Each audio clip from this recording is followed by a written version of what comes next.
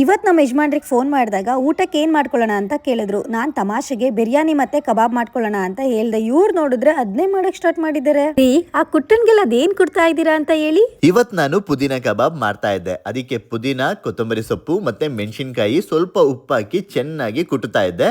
ಅದನ್ನ ಕಬಾಬ್ ಪೌಡರು, ಅರಿಶಿನ ಮತ್ತೆ ಈ ಪೇಸ್ಟ್ ಮಾಡ್ಕೋತೀನಲ್ಲ ಅದನ್ನ ಹಾಕಿ ಚೆನ್ನಾಗಿ ಮಿಕ್ಸ್ ಮಾಡ್ಕೋಬೇಕು. ಒಂದು ಮೊಟ್ಟೆ ಕೂಡ ಹೊಡೆದಾಕಿದ್ದೀನಿ.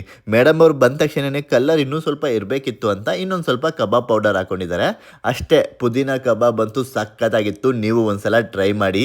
ಅಯ್ಯಯ್ಯೋ, ಶುಂಠಿ ಬೆಳ್ಳುಳ್ಳಿ ಪೇಸ್ಟ್ ಮಾಡಿದ್ಬಿಟ್ಟೆ, ಅದನ್ನು ಹಾಕಿ ಮಿಕ್ಸ್ ಮಾಡ್ಕೊಳ್ಳಿ. ಆಮೇಲೆ ಸ್ವಲ್ಪ ಹೊತ್ತು ಮ್ಯಾರಿನೇಟ್ ಮಾಡ್ಕೊಂಡಿರ್ಬೇಕು. ನಾವು ಡ್ಯಾನ್ಸ್ ಮಾಡಿ ಮುಗಿಸೋಷ್ಟರಲ್ಲಿ ಬಿರಿಯಾನಿ ಮತ್ತೆ ಕಬಾಬ್ ಎರಡೂ ಕೂಡ ರೆಡಿ ಆಗಿತ್ತು. ನಮ್ಮ ಯಜಮಾನ್ರು ಮಾಡಿದ್ದ ಪುದೀನ ಕಬಾಬ್ ಅಂತೂ ನಿಜವಾಗ್ಲೂ ತುಂಬಾನೇ ಚೆನ್ನಾಗಿತ್ತು. ಪರಿವಾರದವರೊಂದಿಗೆ ತಾಳ್ಮೆಯಿಂದ ಇದ್ದರೆ ಅದೇ ಪ್ರೀತಿ, ಬೇರೆಯವರೊಂದಿಗೆ ತಾಳ್ಮೆಯಿಂದ ಇದ್ದರೆ ಅದೇ ಗೌರವ. ಸ್ವತಃ ತಾಳ್ಮೆಯಿಂದ ಇರುವುದರಿಂದ ಆತ್ಮವಿಶ್ವಾಸ ಮೂಡುತ್ತೆ.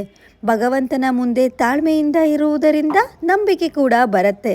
ಎಲ್ಲರ ದಿನ ಶುಭವಾಗಲಿ. ಎಲ್ಲರೂ ಆದಷ್ಟು ಖುಷಿಯಾಗಿ ಇರಿ.